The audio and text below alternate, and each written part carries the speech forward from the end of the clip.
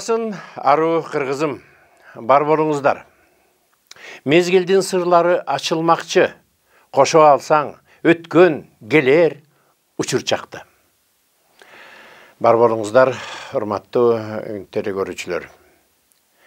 Акыркы күндөрү адам жакшы сөзгө жарды болуп калды. Жакшы сөзгө жарды болуп калганы, жан дүйнөнүн жарды болуп калганы.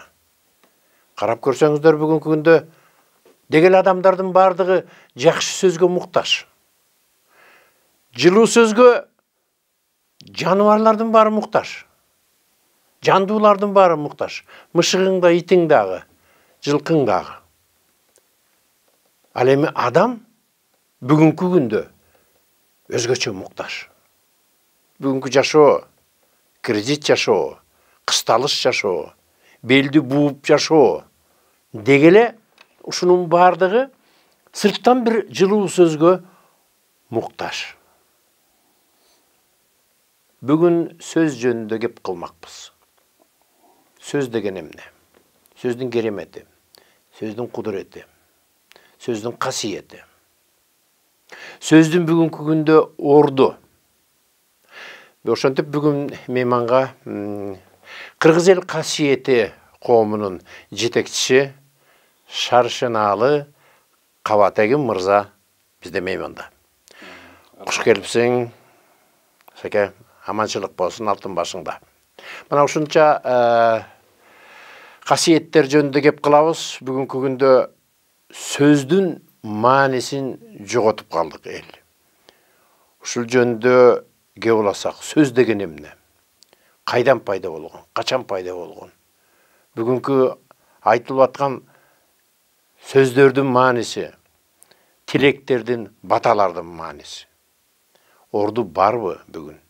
Же жокпу? Не себептен жоголуп баратат? Өзөгү эмнеде ошу жоголуу? Канткенде биз кайтып келебиз ушуга. Ушул тууралуу.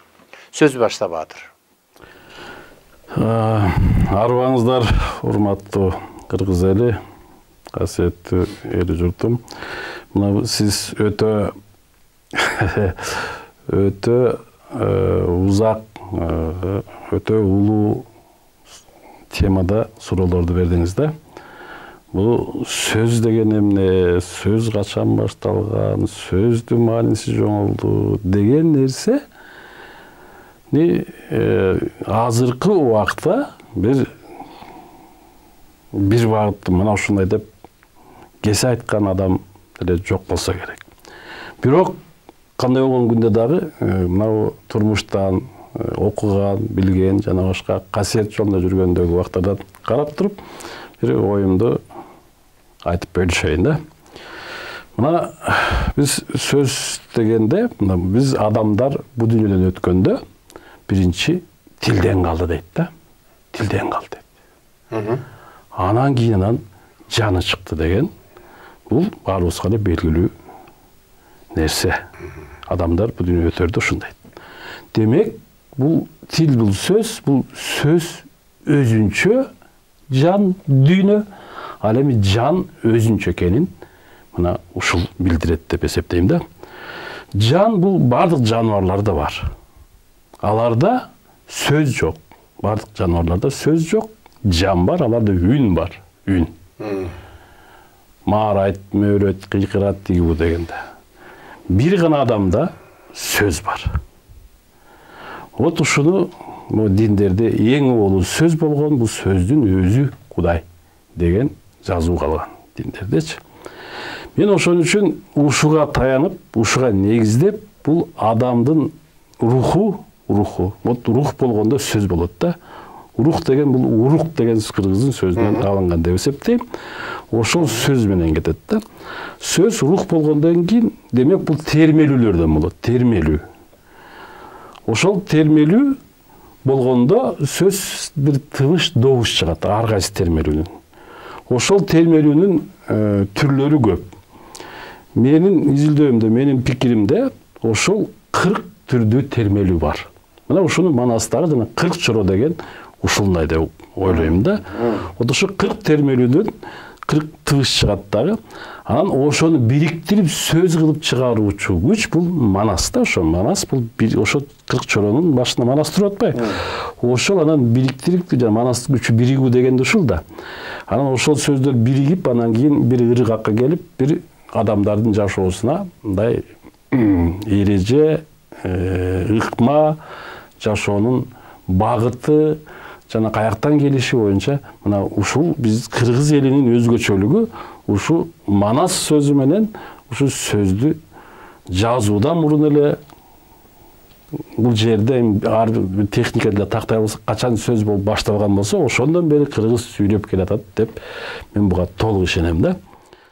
Ооба, Шаке, буну айтканыңыз баары туура, бирок бүгүнкү күндө ошо сөздүн сүйлөгөн сөзгө канчалык деңгээлде элибиз маани берип, баягы уңгусун унуткандай да. Ошого кантип биз кайтып келебиз? Менин суроом ушул. Бул сөз жанагы сиз айткандай руханий туучок болсо, манас ошол. Анда ошо сөзгө сөз маанисине түшүнүү үчүн кайрадан биз жан дүйнөбүздү ордуна алып келишибиз керек. Жан дүйнөбүз азыр жабык, биз болгон пендечилик, көр дүйнө, материалдык дүйнө менен ооп кеттик. Бул мынау психологиянын өзгөрүшү, бул коммерциализация, капитализация деген нерседен мына 90-жылдардан берки ошол багытка коюп, ушул абалга келдик. Ал эми ага чейинки СССРдин убагында кыргыз эли баягы мурункудай эркин жан дүйнөсү болбосо дагы, бирок бул жанагы жашоо турмуштагы нерсе менен жан дүйнөнү мындай кыскасы батыштын таасири болду деген сөзгө мен кошулам. Батыштын таасири тек гана тилибизде эмес, жан дүйнөбүздү булгап, бузуп, тескери жолго алып баратат. Туурабы? Батыштын таасири. Азыр бардык жерде маалыматтардын бардыгында ошондой эле болуп кетет. Бирок ошону биз кантип бүгүн ошону сактап калабыз? Маселенчи, мына Шаке, азыр бирдеме болсо эле бири-бирин айткан сөздөрүнүн баары жалаң терс. Бирөө урса сени, ey акмак, сени эшек деп атып эшек кылып алды адамдар. Балдар макым мунун көкмө, мунун келеси о деп атып балдардын баарын келеси о кылып алдык. Мунун болбойт, мунун дегеле адам болбойт деп атып мунун баарын такыр чөгөрүп алдык. Өлүгүн көрөйүн деп атып өлүктүн баарын толтуруп алдык. Дегеле койчу айыланайын. Мына ошонун бардыгына тыюу болуш керек деген мааниде айтып атам мунун баарын. Ошонун баардын сөздүн энергиясы, сөздүн күчү, сөздүн керемети бар экенин, сөз аткарылып каларын кыргыз бүгүн кайрадан түшүнүш керек болуп атат да. Мен ошону айткым келип атат. Ошону кантип, мына бул бекер айтпайт да бизде, ойноп сүйлөсөң да ойлоп сүйлө дейт. Сүйлөгөнгө чейин сөз менин кулум, сүйлөгөндө мен сөздүн кулумун дегендердин баары унутулуп атпайбы? Ошон үчүн жакшы сөз демене чөнтөгүнөн акча бергендей адамдар ушундай жан дүйнөбүз жарды болуп калды. Бирөөнү, Шаке, калпаңдагы тетиги нурлар жакшы экен, көйнөгүң жакшы экен. Бүгүн жакшы турдуңбу? Көбөтөң жакшы деп айтпай калдык бүгүнчү. Мен ошону айтып атам. Жакындарыбызга айтпай калдык. Мына ошолорду айтыш керек болуп атпайбы? Мен какшаганым ошол болуп атат. Элибиз ушуну түшүнбөй атат. Ушуну түшүндүрүш керек болуп атат. Анан какшашыбыз керек болуп атат да. Себеби өзлөрүнүн тагдырын өзлөрү жазып атканын сөз менен жаратып атканын айткым келет да, Шаке. Ушунун тегелегинде алтыным. Мына бул сиз айткан нерсе, эми бул азыр мисалы үчүн биз могу касиет жолунда жүргөн адамдар эң эле жөнөкөй эле да. Себебичи эң эле жөнөкөй да. Жан дүйнө касиет жолсо адам өзүнүн ким экенинен бурулуп кетти да. Материалдык мирге түшүп кетти, болду. Кыскача айткандачы, ата бабадан салып калган салтыбыздын баарын жоготтук. тигилердин тарабына өттүк, мындай кыскача айткандачы. Бирок ушул кыскача айтып калган нерсени кайра ордуна калыбына келтирүү азап болот атты азырчы. Мына кыргызда сөз бар, мына жаман болуш бир паста дейт, жакшы болуш аста-аста деген сөз бар да. Мына ушул нерсе. Бул бир эле Кыргызстанда эмес, бүткүл дүйнөлүк система өзү ушундай түзүлгөн да. Бул түзүлгөн, ушуга алып келиш керек болчу. Мунун баарын тең бул биз салтыбыз менен ошонун баарын кармап келгенбиз. Анан кийин азыр ошондой болгондо күчкө салып башка нерселер менен негизинен бизди кантип бурду да, бизди мынау китеп менен бурду, жазуу менен бурду да. Баарыбызды поголовно, баардыгыбызды ар бир башты китеп менен окутту. Баа койдурду. Бир эми жок, эми 2, 3, 4, 5 депчи. Анан ушу китепте укуганын баарын тең окуп укмуш айтып берсең 5 деди. Мына мисал үчүн кээ тарыхтардан кээ бир нерселерди айтайын. Мына жанагы орустардын тарыхында орус ыргыта сайып ошону ош жагын айтсаң 5 алчусуң. Анан жок мындай десең билбейсиң деп туруп 2 деп койчу. Анан дагы бир кинолор болчу, Рустам Дастан тигида Иран менен Туран согушу, анан Туранды талкалайт да тигилерчи. Анан ушу Туранды талкалаган Иран кийин десең 5 койчу. Туран мындай кылсаң 2 койчу. Ошентип отургандан кийин жогорку кузайын бузду деген. Жогорку кузайына барабыз. Айырдан бааны албасаң өтпөйсүң. Анан алардан дипломуң жок, акча албайсың. Таким образом бул өзүнчө система. Жанагы неме боюнча ошо системаны бузуш керек азыр. Ушуну бузуш үчүн сени азыр элдерге эмне деп айтар элең? Мына азыр сени эл көрүп отурат, Бул жанагы айткан өзүбүз жаратып алып атабыз, жаман нерсенин баарын деп айтып атам, Сөз менен жаратып алабыз, ой менен жаратып алабыз. Ой жанагы кыймыл аракеттин биринчи кадамы деп айтылат, туурабы? Ой менен биринчи кадам ошол. Сөзгө чейин ошонун баарын биз жаратып атабыз. Жаманды өтө көп жаратып алдык. Ошон үчүн сен элге айт, эмне кылыш керек, кандай? Мына ушундай биз 7-8 жыл мурун мына Батакөй Жапаркул экөөбүз мына тамадаларга бардык да, тамадаларгачы. Ордосу бар экен мына Бөкөнбаевде жүрүп бирөө киши менен сүйлөшүп, анан ай жигиттер, мына силер тамада элдин аң сезимин буруп атасыңар силер. Ошого таасир берүүчү өзүнчө бир адамдарсыңар. Ушул жерден улуу сөзгө, батага жана мындай макаллакап, жана ушул нерсеге бир уюштуруп өткөрбөйсүңөрбү? Ошолор болбосо ошондой кишилерди чакырбайсыңарбы? Десек бирөкүнө жагып анан тиги угуп, анан кийин эле бизди мындай чакырбай койду да. Себеби ал жерге барганда мындай экен да, бул алар ошол кезде мындай адамдар ага акырындык менен, же болбосо тартипке өтсө, андай шалактагандар тигибу ичкен жанагы жаман нерселер бар болбой калат экен да. Антпегенден кийин той кызыксыз өтүп калат экен да, ошондойчу. Ошон менен биз ошол нерседен дагы кур калдык да, мындай бир аракеттерден. Андан башка дагы биз мынакей ушу коомдук уюмдарда жүргөн нерсени айтайын. Мектептерге барып айтып көрдүк, алар менен бардыгы тең жактырат. Анан бир жөнүндө бир акция катары, бир жол өткөрүп койсо, тиги жол өткөрүп койсо деп элечи. Андан башка анан Кыргызстан боюнча ар кача кыдырып көрдүк. Башка нерселерди ошентип эле жүрөбүз да, ушул убакка чейин жүрөбүз. Шаке, силер Жапаркул экөөңөр ар бир жерге мына эшигин кагып, мүмкүнбү деп тыкылдатып барып атасыңар. Маселенчи. Барып көрдүк. Мына бул отурган жериң ар бир үйгө тыкылдатпай эле кирип бара турган телевидение. Уруксаты жок. Каналды бураса эле сен отурасың. Куш келипсиң. Сен айта турган кебиң бар. Мына ошону айтып атам. Эме тойлорду айтып калдым. Бүгүнкү тойлор жөнүндө айтчы. Бүгүнкү тойлордун маанисин айтчы. Той деген азыр бир салынууга ашык деген принцип бар да. Так ошондой эле азырчы. Ким койго чакырса эсептейт. кафе менен сүйлөшөт, мынча болот дейт. Мынча болот экен, мынча киши чакырсам, кимди чакырышым керек? Баланчага манча акча бердим эле, ошону чакырам, ошону алып келет. Тигинчи алып келет. Кудам, жек, жатым, тиги аны эсептеп туруп, ошолорду чакырат да. Ал сен ал көңүлүң жакын дос белең, башка белең, жан дүйнөң кандай, ким элең, алар эсепке негизинен алынбай калды да. Мына ушинтип эле келатат тойчу, ушинтип эле. Демек, муну менен эмне? Жанагы ошол материалдык мирди эле колдоо, коштоо, акчанын эле мыйзамы иштеп атат. Ушул. Биз ушуну ушул жөндө сөз улайлы анда. Той берген адам байыркы улуу кыргыз, байыркы ата-бабалар той бергенде жакшы сөз айтылып, жакшы сөз батага айланып, ошол балдарыма же ошол болуп аткан тойго бата жайсын деп чакырат. Эл чакырат, бата берсин деп.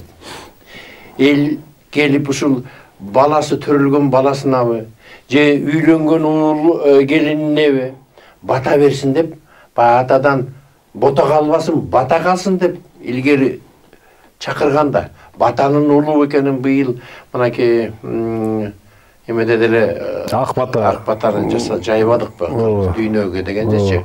Мына ошолор шаке карасаң, анан бирөө тойго чакырса, тигинисин кийинип барыш керек, кайсыны кийинип барам, эмнени кийип барам, тойго чакырды, буга канча акча алып барам, тиги эмне кылам. Адамдар бири-бирин жөн эле жалган жашоодо, жөн эле жалган жашоодо жашап атышат. Азыр тойлордун баары калп. Ошондон пайда тапса, жанагы байлар эле табышы мүмкүн, туурабы?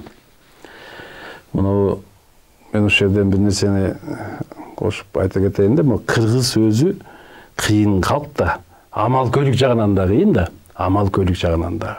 Эми ушу тойдо ушундай улуу сөз айтыла турган. Мына мурункулардан эстей кетсек, мына сиз айткандай, мурунку тойлор баталашы да, улуу сөз менен баталап. Анан ошол жерге кимдерди чакырчу? Куда сөөктөрдүн, сыйлаган адамдардын, кадыр бартуу адамдарды, анан жалпы карапайымды деле баардыгын чакырып, бирок ошол жерде улуу сөз сүйлөгөндөр, кадыр бартуулар, сөз баркын, сөз маанисин билгендер, ошолор сүйлөп, анан ошо мамиле кылганда ошо адамдардын көңүлү көтөрүлсүн деп, ошого же кийитим болобу, белегим болобу, тонун болобу, аты мингизеби, ошо көңүл үчүн жасачу, көңүлдү көтөрүш үчүн. Ушул адамдын көңүлү чечилсе, көңүлү туура болсо, бардык маселе чечилет. Ошо көңүлү келгенде бата дагы жакшы тиет, бата дагы түз тиет, бардыгы жан дүйнөгө көңүлүнө жаккандай ошол мамиле кылчу да, бул ошо. Азыр ошол амалдардын бардыгын баары ошонун урпактарыбыз да ошондой ошол адамдардын. Биз амал көйлүгүбүздү ошону мондай 180% буруп, ошол көңүлдү акчага бурдук да, акчага. Ошол акча менен эми ошонун азыр көңүл кандай? Ошо менен тааныш билиш болсо, кызматы, жана атактуулугу, тиги ошого чакырып, муну атактууну чакырдым деп башкаларды, анан бардыгын тыйынды көп жолуктуга система түзүп койдук. Система улуулукту уурулукка бузган система түзүп койдук. Биз жан дүйнөбүздү уурдап атышат, аларчы. Жан дүйнөбүздү уурдап атат акчага. Ушунун баары өкүнчү нерсе да. Элдерге айтышыбыз керек да, мунучу могу балаңа ошол эртең ушундан бактылуу болуп кетерине мен күмөнмүн деп айткым келет да. Күмөн маселе таптаган тескери бул. Мына ошону айтышыбыз керек. Азыр той бергендердин баары жок дегенде ошол бир 5 кишини, 10 кишини болуптур ресторандан, андан кийин таза бата алыш керек деген нерсени айтып атабыз да. Бул азыр материалдык туура бардык нерсени түшүнүп атам. Бардык нерсе материалдык дүйнөгө байланып калды, руханий дүйнө тетиякта калып калды. Бирок ошол руханий дүйнөнү элге жеткирели деп экөөбүз ушунда отурабыз да. Ошол нерсени ойгонтсо экен, ошол жака кичине баш багып карап койсо экен, бул эмне экенин, бул улуулук экенин, бул улуу мыйзам экенин. Ошол улуу мыйзам менен улуу кыргыз жашап келгенин түшүнүш керек болуп атат. Ошол берип аткан тойлордун бардыгы чоң жанагы 400-500 киши келип тойлор, эч ким укпайт. Ешкім батасын ұқпайды, тілегін ұқпайды ешкім. Өзіне өзі айтып бере шығып кетішет осы жерде, тойдочы. Аяғында қалжаңдап бармас болып, қалжаңдап қалғанда екі бала тұрады, қыз күйе бірдеме деп айтып отады. Ешкім ұқпайды айналайын. Ошы қантып болсын ай, ошы қантып болсын. Жөн еле жалған жашоны оғы өтір. Емін үшін айтып отам. Егер үшін деп жалғанмен болу еле жашай берсек, ана мен сенден ақша алсам, Шаке жақшы, мен ақша.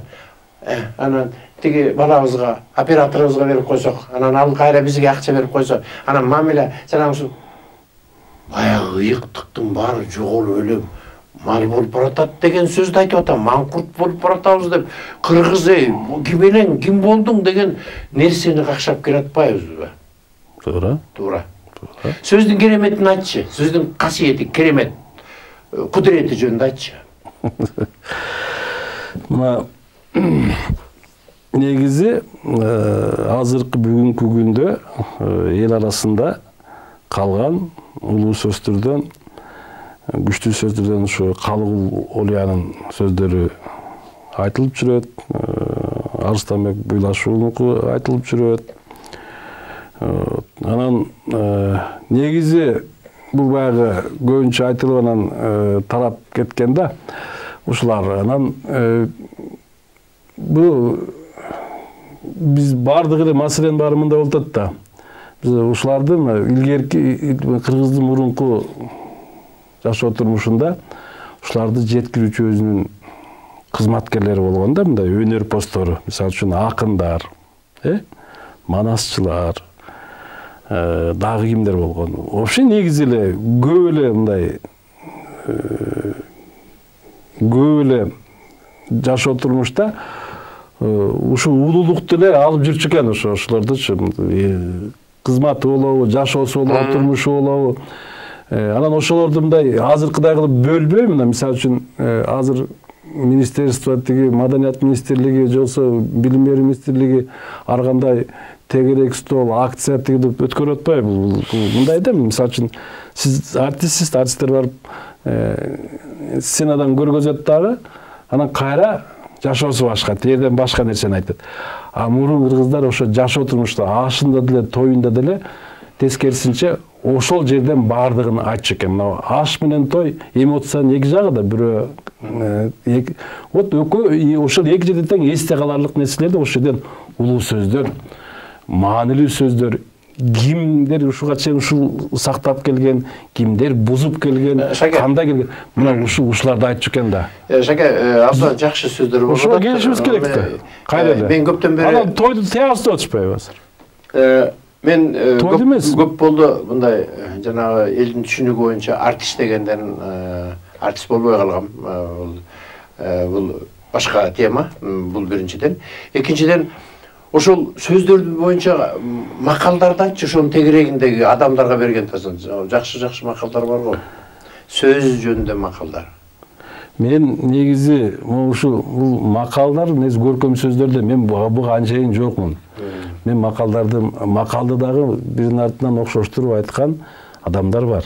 Алар ошол айтса жарашат да, мен макалдарды айтышына көркөмдүккө анчейин жок. Мен башка. Мен түшүндүм анда. Мындай мен айтайын дегеним болуп атат. Мен жана сөздүн кудурети, керемети жөнүндө айт дегеним баягы айтат, баягы кулактан кирген суук сөз жүрөккө барып муз болот дейт, туурабы? Жакшы сөз жыланды ийинен чыгарат дейт, жакшы сөз жарым ырыс дейт, ушундай. Ошол сөздүн керемети азыр теманы эмнедин башында баштадык. Жакшы сөзгө жарды болуп калды, жан дүйнөбүз жарды болуп калгандыгына байланыштуу деп атпайбызбы? Ошол сөздөрдүн күчү, керемети, кудурети бүгүн деле иштейт. Туурабы?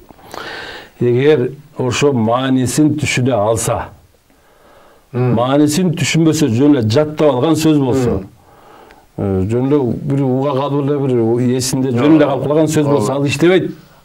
Анын маанисин түшүнүш керек, маанисин. Ошондо иштейт. Баягы ооздон чыккандан кийин баягы өзүңөрдүн оюңардан коркула, себеби ал деген аткарылып калышы мүмкүн деген нерсе бар да. Бар. Биз ошол Manisi düşünbey эле акмак деп атпайбызбы? Итсиң десең, төртүнчүсүндө үрөт дейт адамчы. Анан үрүп ийет дейт да, жини келгенден беши кылып, ошондой таасир. Ошондо түшүнбөй деле жаратып атабыз деп атам. Туура. Түшүн. Ал мындайда. Ошо жакшы сөздү деле түшүнбөй эле жакшыны эле айта берсеби деген нерсем бар. Анын керемети күчү бар экенин айткым келет. Эми аны үчүн анда башкача ыкма менен айтыш керек. Аны үчүн башкача бул жолу ыкмаларын айтышыбыз керек. Саке, мына сен ошол көп жылдардан бери, менин билишимче, ошо көп жыл болду. Сөздүн баягы маанисинен, мындайча керемет кудуретинен сырткары анын чечмелениши, кайсы сөздүн уңгусу каякта экенин, өзөгү эмнеден турарын, ушунун бардыгын изилдеп келесиң. Мен көп ойлоруңду да уккам.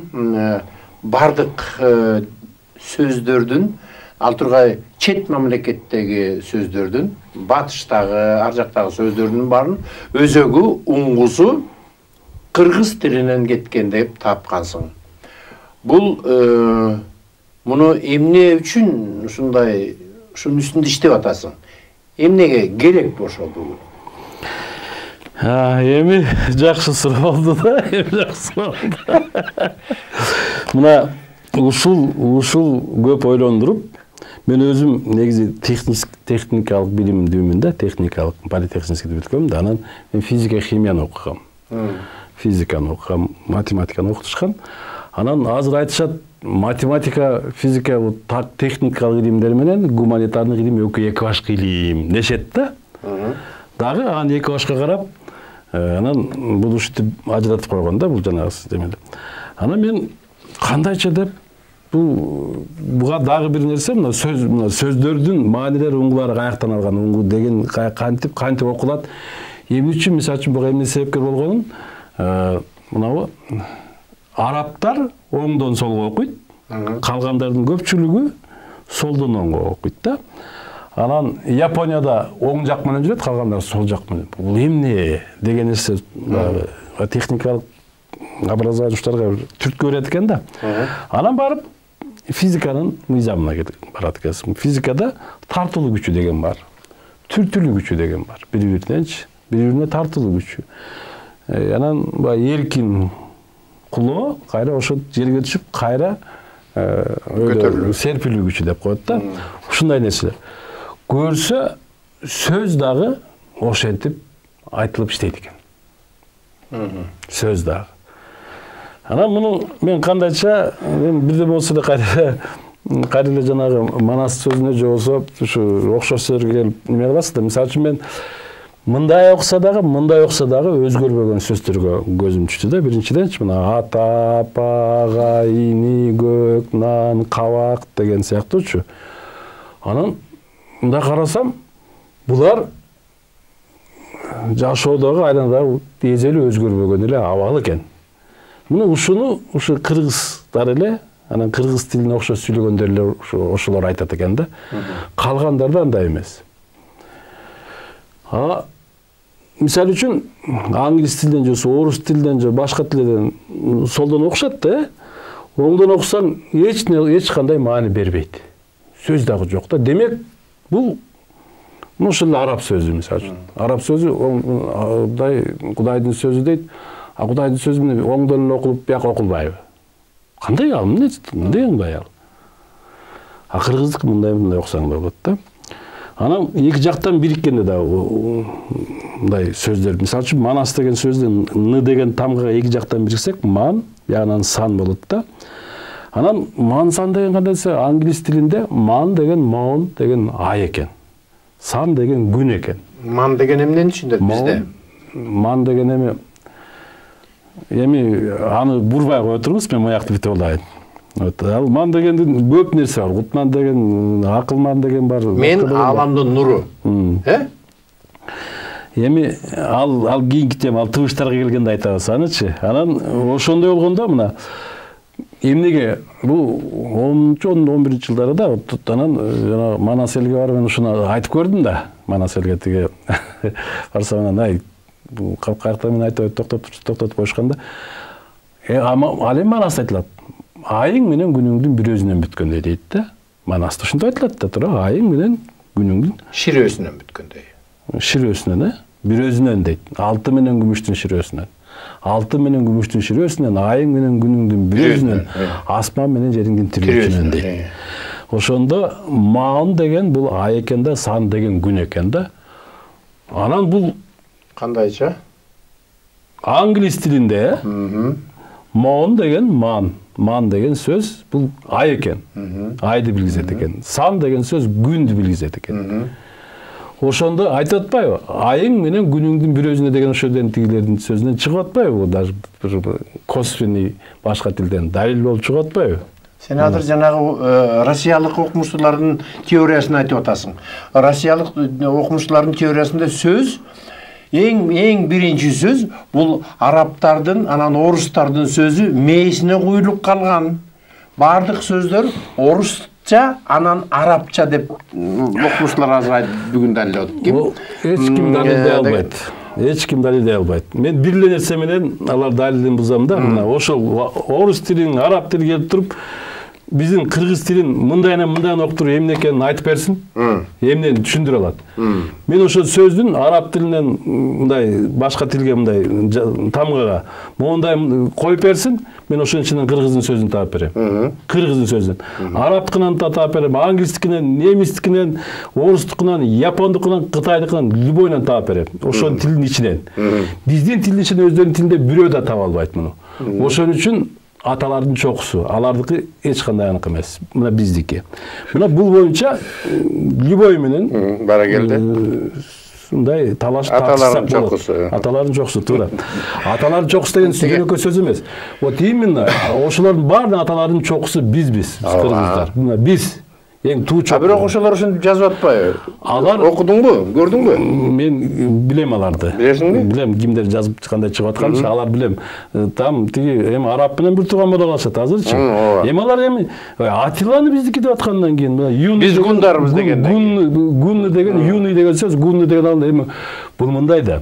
Мисалы үчүн адам эгер бир нерсени аябай каалап турса, бир атакты, даңкты жолсо мен дегенди эгеси өтө күчөп кеткенде, бул сен ушул жерге жетсең, сен шайтан болсоң, сен эми болсо шайтан да болом деп калган эл да булчу. Булар тескерисинче булар ушул кыргыздын улуулугун басып келаткан улуттар булар. Улут. Кыргызда улут деген жок.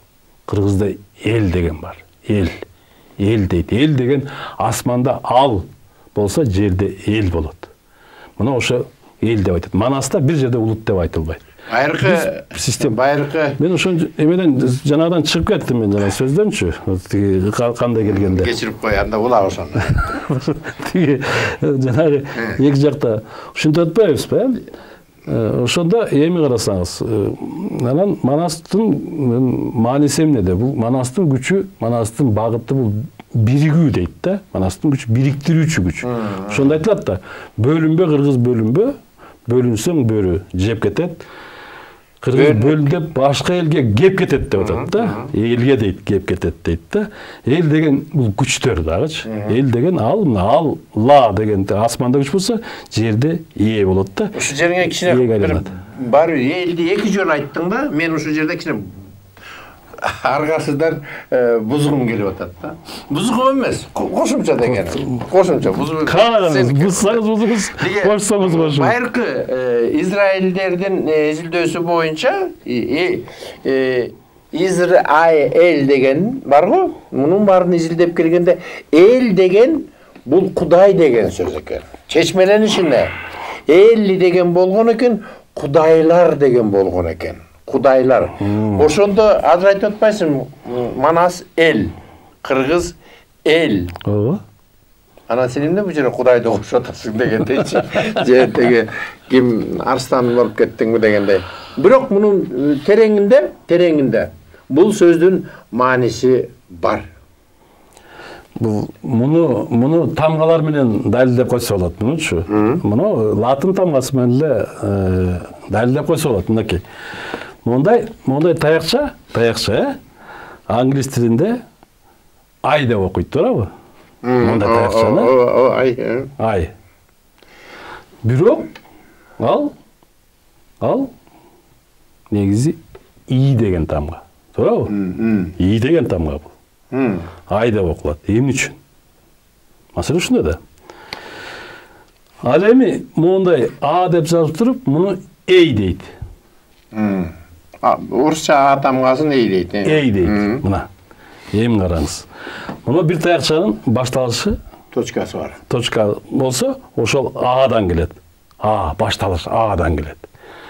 Жеткен жери и менен бүтөт. Мына сизге мынтипсем, мынтип тийгизсем, таякты.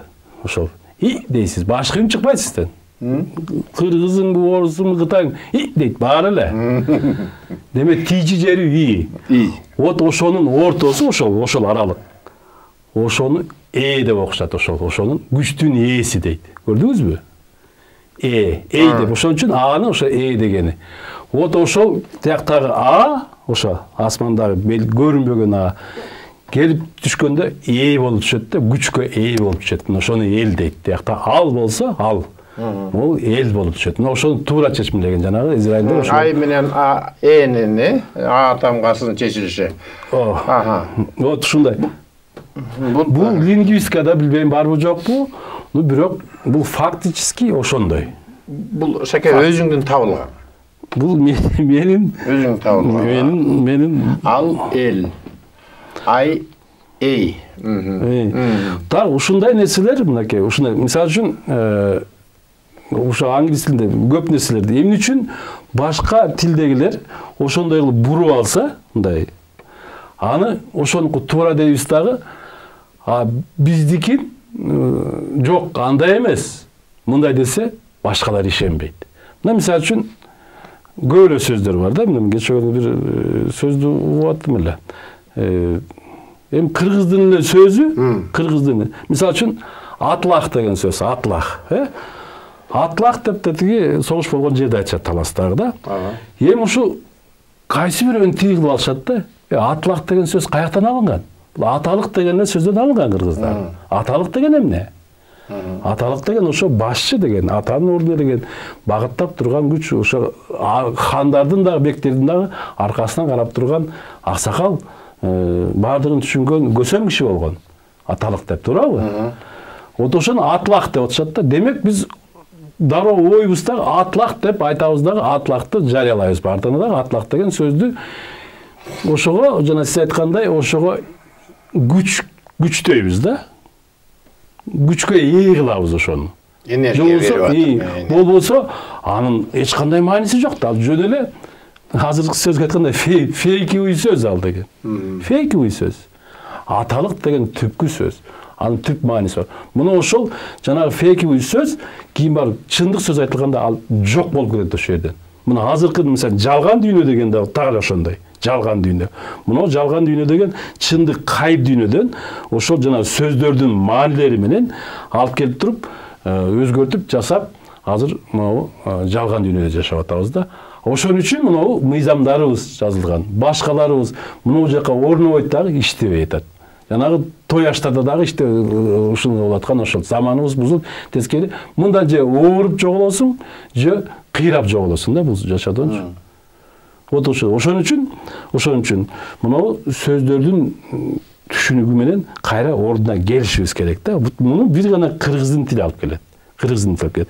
Мен могу жерде мына тамгалардын, мына тамга тыбыштардын маанилерине дагы башка тияк-бияктан карап отуруп, бир нерселерди чыкканда, ар бир тыбыштын өзүнүн маанилери бар.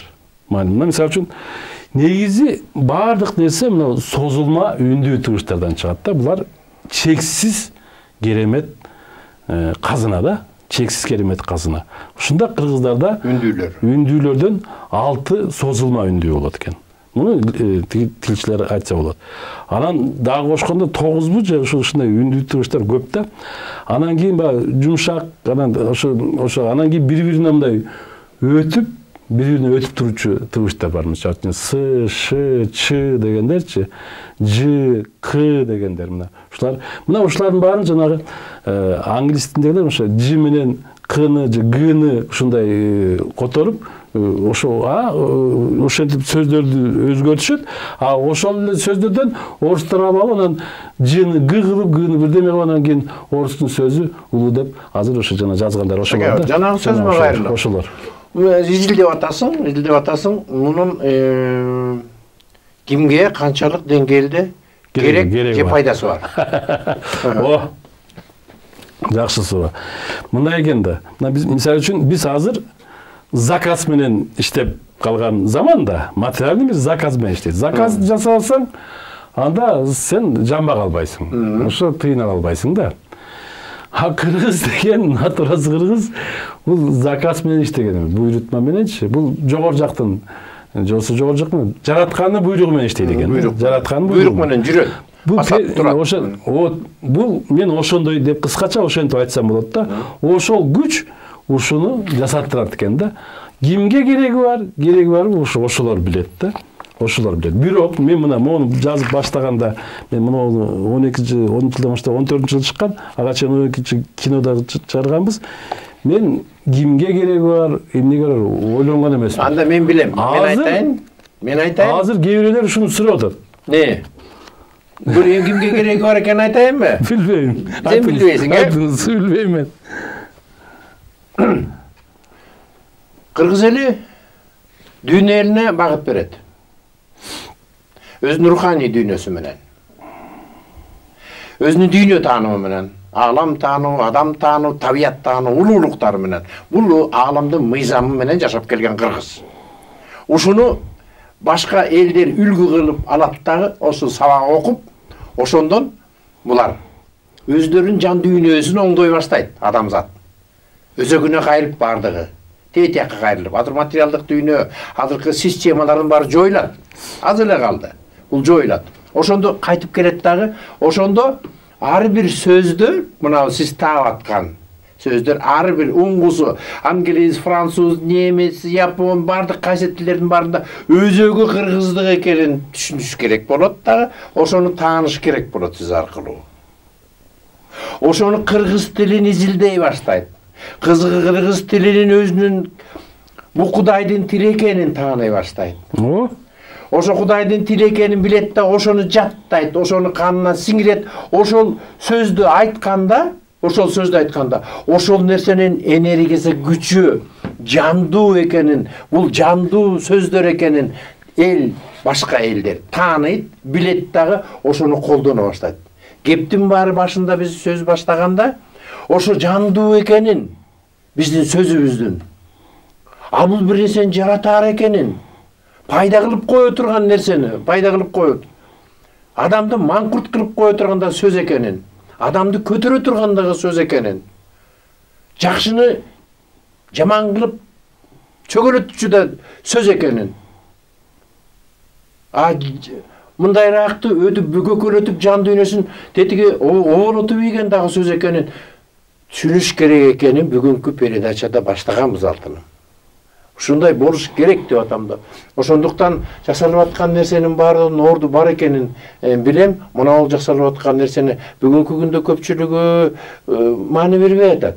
Менин билишимче, туюшумча бул сөздөргөчү ар бир сөздүн оңгуларын таап атасыз, мунун көрүчүм кээ бирөөдөн эмне кереги бар деген ойлор бар да, маселен, деген оюм болушу мүмкүн. Ошон үчүн ушул нерсенин чоң орду бар. Ошондуктан Шаке бул биздин акыркы жолугушуубуз эмес. Баягы сөздүн башында бир аз иреттеп рамкага салып албайлы десем дагы кайталайм да, мен рамкада сүйлөй албайм дегендей.